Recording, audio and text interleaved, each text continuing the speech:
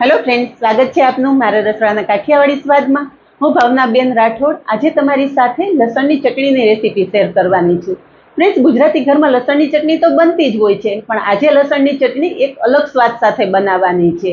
તો વિડીયો બિલકુલ સ્કીપ કર્યા વગર જોજો, કારણ કે આ ચટણી એટલી સ્વાદિષ્ટ બને છે ને કે એક વખત બનાવી લીધી ને તો વારે વારે આ ચટણીની ડિમાન્ડ આવશે। અને ફ્રેન્ડ્સ, વિડીયોને પૂરો જોજો અને સાથે ચેનલને સબસ્ક્રાઇબ પણ કરજો। સબસ્ક્રાઇબ કરવું બિલકુલ ફ્રી છે। તો ચાલો બનાવીએ એકદમ મજાની કાઠિયાવાડી સ્વાદ સાથે લસણની ચટણી। તો આ નવી જ લસણની ચટણી બનાવવા માટે અહીંયા મેં 15 કળી જેટલું લસણ લીધેલું છે। લસણની સાથે 2 ટુકડા આદુ પણ ઉમેરશું અને લસણ ઝડપથી ખંડાઈ જાય એ માટે આપણે અડધી ચમચી જેટલું મીઠું ઉમેરી દેશું। પહેલા એટલું લસણ અને આદુ ખાંડી લેશું। થોડું મીઠું ઉમેરી અને લસણ ખાંડશો ને એટલે લસણ બહાર ઉડશે નહીં અને ઝડપથી ખંડાઈ જશે। તો અહીંયા અડધી મિનિટમાં જ આપણું લસણ સરસ ખંડાઈ ગયું છે। તો લસણ સાથે અહીંયા હું 3 ચમચી લાલ મરચું પાવડર ઉમેરું છું। આ તીખું લાલ મરચું પાવડર લીધેલો છે, એ પણ લસણ સાથે એકદમ ખાંડી અને મિક્સ કરી લેશું। તો અહીંયા લસણની ચટણી ખંડાઈ ગઈ છે। કાઠિયાવાડી લસણની ચટણી તીખી જ હોય છે, પણ જો તમારે ઓછી તીખી ચટણી અને લાલ કલર જોતો હોય તો આની સાથે તમારે થોડું કશ્મીરી લાલ મરચું ઉમેરી દેવાનું। તો અહીંયા ચટણી એક વાટકીમાં કાઢી લીધી છે। હવે ખાંડેલી ચટણીમાં આપણે 2 થી 3 ચમચી જેટલું પાણી ઉમેરશું અને ચટણીને પાણી સાથે એકદમ સરસ મિક્સ કરી લઈશું। અહીંયા ચટણી સાથે પાણી એકદમ સરસ મિક્સ થઈ ગયું છે। હવે આગળની પ્રોસેસ ગેસ પર કરી લઈએ। ચટણી બનાવવા માટે ગેસ પર કઢાઈમાં તેલ ઉમેરશું। તેલ ગરમ થતાં થોડું જીરું ઉમેરશું। જીરુંની સાથે થોડી હિંગ પણ ઉમેરી દેશું। ગેસની ફ્લેમ એકદમ ધીમી રાખશું। હવે જે આપણે પાણી સાથે મિક્સ કરેલી લસણની ચટણી છે ને એ તેલમાં ઉમેરી દેશું।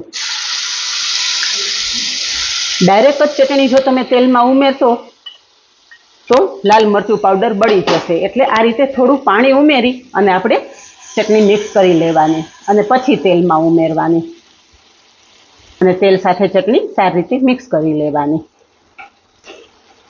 અહીંયા વાટકીમાં પણ થોડી ચટણી ચોટેલી છે, અડધી ચમચી જેટલું પાણી વાટકીમાં ઉમેરી અને વાટકીમાંથી પણ આ ચટણી કઢાઈમાં ઉમેરી દેશું।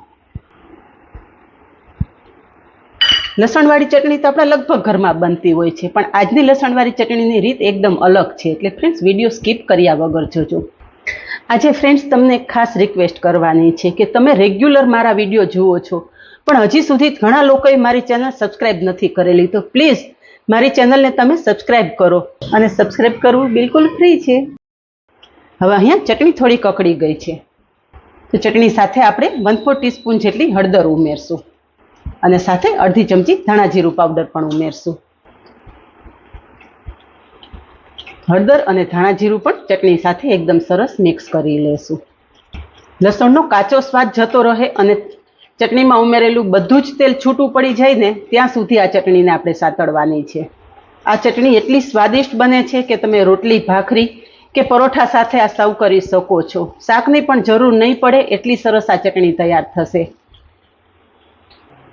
તો અહીંયા 1 જ મિનિટમાં જ તમે જોઈ શકો છો કે ચટણી સાથે લસણ એકદમ સરસ સંતળાઈ ગયું છે અને બધું જ તેલ છૂટું પડી ગયું છે।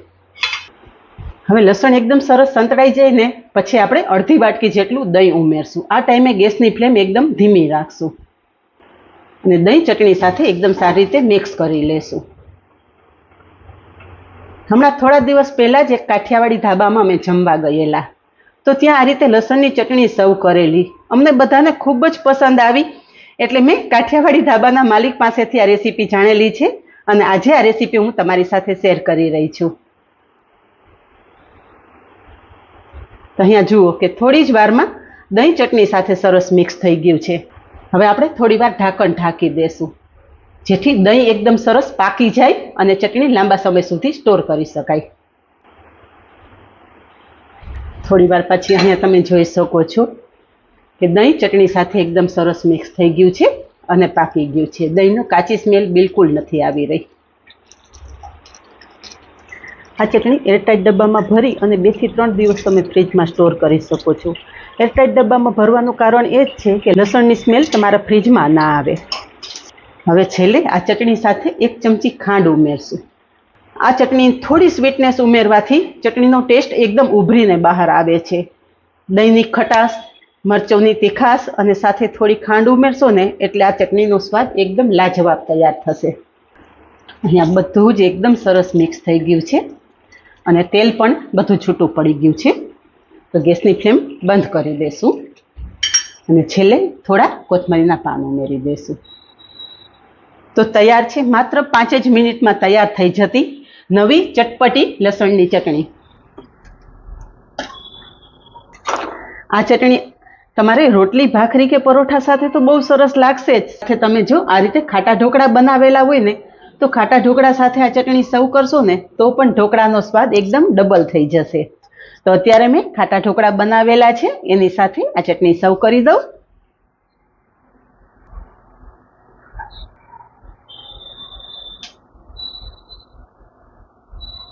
આ જ રીતે બનાવો અને કમેન્ટમાં જણાવો કે કોઈ પણ જાતની ઝંઝટ વગર ફટાફટ તૈયાર થઈ જતી નવી લસણની ચટણીની રેસીપી કેવી લાગી. આજે બસ આટલું જ. મળીએ નેક્સ્ટ વિડીયોમાં. ત્યાં સુધી બાય. Thank you.